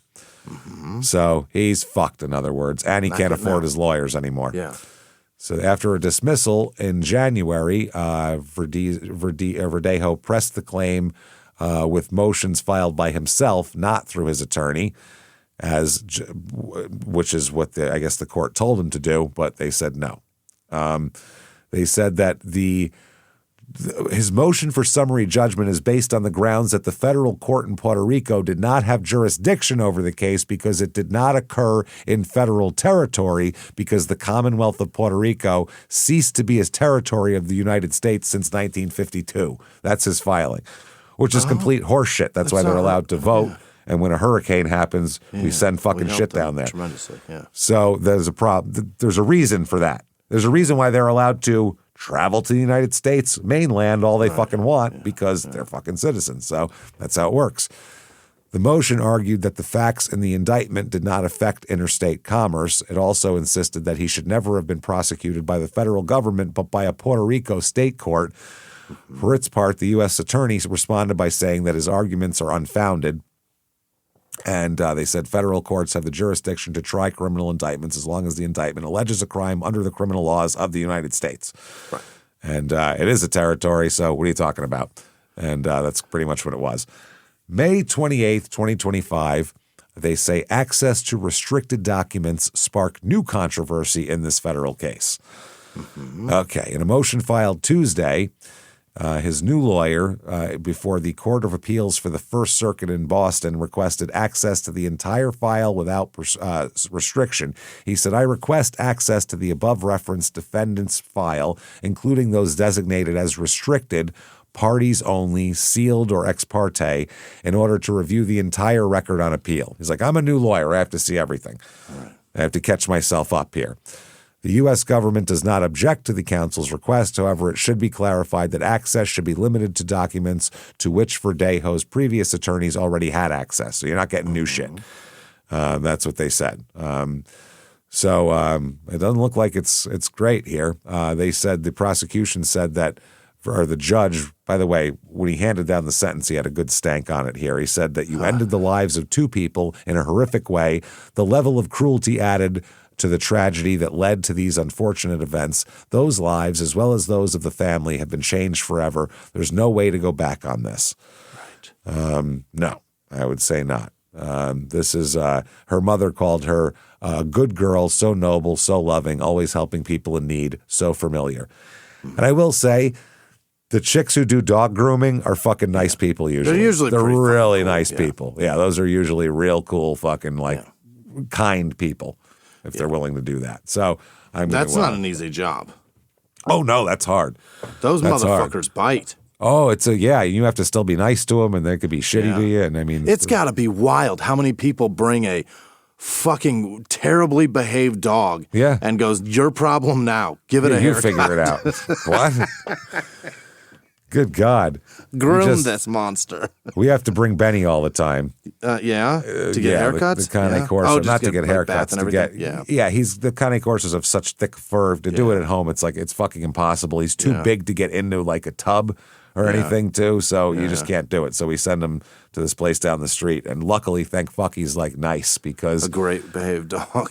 Yeah, because if he isn't, there's no way you're gonna do anything to him that he doesn't want done. He's 150 pounds, and he'll throw you off of you like a bronco. You can't do anything. So Ron's got breathing issues. I got to have him done too. And the lady comes to my house, thank fuck, with like a old retired school bus, those short ones. And she bathes him and trims him in there. Thank God, because that's great. That poor dog. And thank God he's a sweet boy, because holy fuck, I can't imagine the liability alone. It's got to be. Fuck that job. That's crazy. I mean, somebody bring in like, where's the limit? You know what I mean? Yeah. Like, that dog's too fucked up. It's too mean. I'm not snapping at me. Yeah. I can understand size limits, but like, how do you get a temperament limit of like, it bit me? I guess that's the line. No more appointments. Fuck that. Yeah. So, August 8th, 2025, there's an article that he's saying that his boxing past is making him a target in prison. Yeah, I guess you got to find the big guy. Yeah. You don't look so tough. You're 130 pounds. That's why. Yeah. Funny, it never made Tyson a target in prison because people went, you're fucking huge and you'll kill me. Whereas then they're looking at, you don't look so tough. Yeah. That's basically what. That's it. He said that inmates are keen to test to see if the fighter is truly who he portrays himself as and all that kind of shit. So he's under protective custody, but there's still suggestions that he already faced aggression from other inmates eager to make a name off his downfall. Yeah. Man, he's pretty fucked here. They said they're waiting for his appeal for his retrial. They're waiting for the decision on it. And apparently, in Puerto Rico, his approval rating is about 3% at this point. Nobody likes him in Puerto Rico either.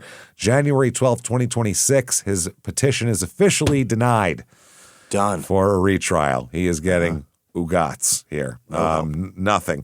So they say that his net worth, that he made like $30 million. Yeah, I bet he did. So he should have a lot of money still, whatever he didn't spend on lawyers. His ex-wife should have a bunch of money still, I should say. Yeah. She probably divorced him before the lawyers came in and said, I'll take half of that up front. He probably could have taken very good care of that child without saying a word to his wife. She would have never found out, probably. She'd have never found out. He could have paid this woman off. He could have done. This is a dog groomer. She's probably a very nice woman who would have taken, I don't know, $100,000 to take care of that kid for the rest of his life. Or whatever it is. But this is a couple grand a month. He fucked it up. Either way, can't get enough of this murdering asshole. Well, here we go. A Felix Verdejo El Diamante Everlast boxing glove. And it's autographed, and it's a certificate of authenticity and all that kind of shit. That doesn't mean shit. We know that. We know that. $199.99 for that bad boy. $200 for a murderer's boxing glove. Also, that's at least that's a boxing glove. They also have a signed 11 by 14 photo of him for $118.74. It's just a picture of him throwing a punch. It's not even a punch he's connecting on. It's a punch he's missing. And he missed. Yeah. I don't get that.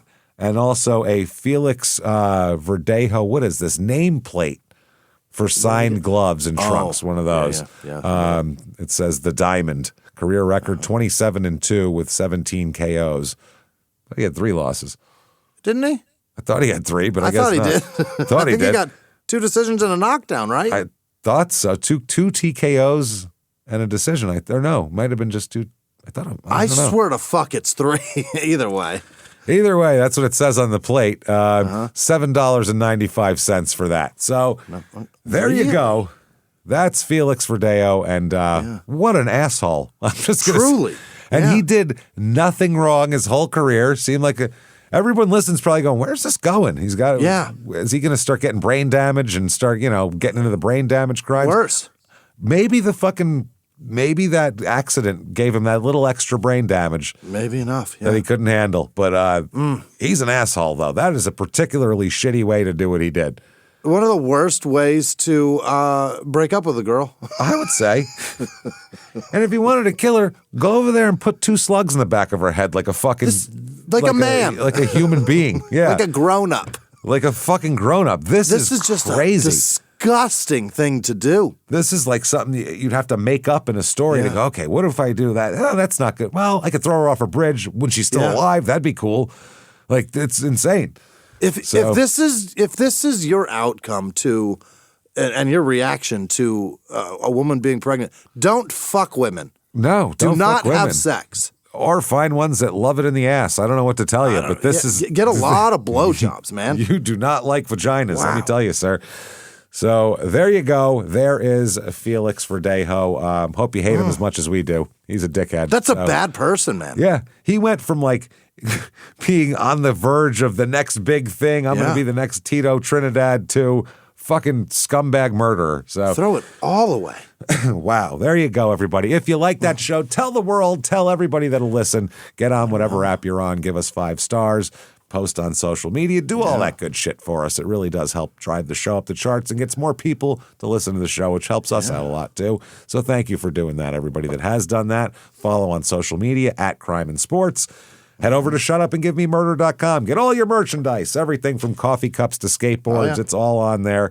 It's all for all 3 shows. Also, you can get tickets for Small Town Murder live shows. The next 2 that have tickets left, because there's out of the next 4, 2 are sold out. Denver on May 2nd. Royal Oak, Michigan, May 30th. Those have tickets available. So that's shutupandgivememurder.com. Also, get yourself Patreon. Do yourself a favor. Patreon.com/crimeinsports. Don't treat yourself like you're some pregnant lady murderer. Treat yourself like you're a good person. Stop treating yourself poorly. Don't do it. Get yourself Patreon. Anybody $5 a month or above, you get everything we put out all the time. First of all, as soon as you subscribe, hundreds of back bonus episodes you've never heard before. New ones every other week. 1 Crime and Sports, 1 Small Town Murder, and God damn it, you get every drop of it. Every damn drop of it. Here, just like... Oh, I'm sure she got all the heroin after she got all the jizz and then all the murder, this poor woman. This week, what you're going to get for Patreon for Crime and Sports, we're going to talk about the craziest names in sports history. Because if you have a really weird name, it's tough when it's got to go on the back of your jersey. Like you can't hide from it at all. It's very funny. Including one that we found recently, my cousin and I found, that I've never seen before. It's the craziest name I've ever heard in my life. It's awesome. Then for Small Town Murder, we're going to talk about Stockholm Syndrome, which is obviously when you start to identify with your captors if you're kidnapped. But we're going to talk about the actual incident that came from. All right. The ultimate Stockholm Syndrome, which is, it's fucking insane. You can't even begin to imagine how crazy it is. I can't wait to tell you about it. Patreon.com/crimeinsports is where you get all of that. And you get all the shows we put out ad-free. And you get a shout out right fucking now. Jimmy, hit me with the names of the people who would never, ever punch us, inject us with street drugs, tie us with wires to heavy cement blocks, throw us off a lagoon bridge, shoot at us, and then jump into the water to make sure to finish us off. Hit me with them right fucking now. This week's executive producer, Gary Howard in Gary. Kakuna, Wisconsin. Is that right? I don't even know where that is. At it. Happy job. Hours in Splendora, Texas. Okay. Janice Hill. Janice Hill. She rocks. Yep. Love Janice Hill. Reagan Hollier, or Holier. She might be Holier, but she also might be Hollier. It's a birthday. Happy birthday. Happy birthday. Other producers this week: Peyton Meadows, Bailey Hessler, Lainey Levers. He's killing it as a new mom. Yeah, see those pictures. Good for you guys. Michigan. They're doing great. They are. Happy for them. Thomas nice Palent. Yeah, they're great. It's just great people. Their lives have they've forced us to watch their lives. I know, and I like it. And it's been wonderful. God, I this is love sweet. watching it. Yeah, it's a nice thing. Good couple. Thomas Palant, Micah with no last name, Julianne Rose, Amy S., Kristen Osgood, Ingrid Garfors, Hunter Pirine, Evan Matthews, Megan Muse. Like Jason, you know what I mean? Yeah, it's spelled like the same way, I think. like Jason a kitty. Enyart, Donna McDougal, Frank Lira, Tori Shy, maybe, Quentin Williams, Timothy Shaver, Tarnya Waters, Allison Perchalski,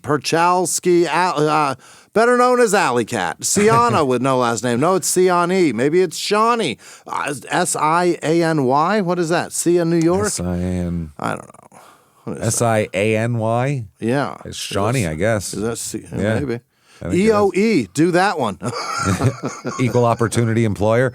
That's one. Aaron Bradenberger, Donna Harris, Steve Hoftailing, Donna Duncan, April Spratt, Holly Barneson, Sundari with no last name, Jim Duty. All right. Victor Jimenez, Kelly Murphy, Heidi Curtis, Jillian Jelinek, Shannon Penn, Fred with no last name, Jason Kogel, Savannah Joe, Brittany with no last name, Melissa Schmidt, Rachel Palmer, Michelle Cole, Whitney Shields, Aaron Gray, Jane O'Donnell, Elizabeth Mayer, perhaps Meyer, Dominika Balchak. Jack. That's a tough name. Barb Butler, Jameo, no last name. Bagan Girl, no last name. John C. Thomas, Ben Pfeiffer the Fourth, Chuck Castle Cock. I don't think wow. I don't think that's real. Trina Big and Hine, sturdy. Jenny Young, Ryan Mitchell, Jonathan Weiss, Mary with no last name, JC or Jackie Sabatini, Damian Marling, Chris Wilson, Bat Chain Masterson. What is that? Chain. Bat Masterson was a cowboy. Yeah, what is the know. Chain about? I don't know. I don't know. It's I don't know. not enough you got a cowboy name? Damaris. Not Damaris. W. Heather Dupois. Katie Fisher. Wolf McLean. Kimberly Hales. Arhales. Megan Murphy. Molly Arnett, Jessa Smith, Kristen Taylor, Chris Bransford, Jason Robert Bruno, Nicole with no last name, Jackie Hopkins, Lisa Lieber, Mary Meeks, Crystal with no last name, Tony Dodson, Natasha Pryor, Leslie J, Kelly Woodward, Tiffany with no last name, Molly Aravalo, Karen Molnar, Alia Bentley, Terrence Matthews, Leslie Haley Dixon, Laura F., Tyler Hiker, Emily Sullivan, Cody Stonehawker, Evan Nichols, Brianna with no last name, Maxandra with no last name, Brett with no last name, Moose with no last name, Max with no last name, Kayla Bonig, Kimberly Walker, Brian Allen, Natalie McIntyre, Eric Lemon, and all of our patrons. You're the best. Thank you. Thank you so much, everybody. You wonderful, fantastic bastards, for all that you do for us. Never stops, yeah. We cannot thank you enough for all of your support and all of just everything you do. Thanks for listening. Thanks for telling people. And thanks for hanging with us for all this time as well. We really goddamn appreciate it. It's been 10 years for Crime and Sports. You've been hanging with us, a lot of you. So thank you so much. And it's really fun at the live shows to run into some of these people who have been listening for a long time. So long, yeah. So nice. I ran into two people that they came together, and one came from Portland and one came from Charlotte, so they could go to both shows. And I was like, you fucking people are ridiculously awesome. So a lady introduced her daughter to the show. She lives in Michigan. Her daughter lives in Phoenix. She flew from Michigan to be with her daughter to come to the shows. Did you talk to the whole family that night too? Oh, the parents, and they had their two daughters, and the one daughter's been listening since she was 11. Jesus. Like, oh God, that's bad. A 21-year-old girl. She said, no, it's great. I think she was 19 now. And she's like, no, it's great. You guys have taught me what to look out for. So it's really good. He said, my dad tells me, like, listen to this and watch out for guys who do that. So I was like, okay, that's cool. Cover your drink and listen to these men. Yeah, there you go. Make sure, keep the drink covered though while you're listening. You never know. Yeah. So we're still men. So watch out. So thank you so much for all that you do, honestly, and keep coming back. You want to follow us on social media, shutupandgivememurder.com is the place to find all that info and anything else you could possibly need. So keep coming back and seeing us, and live from the Crime and Sports Studios, we will see you next week. Bye.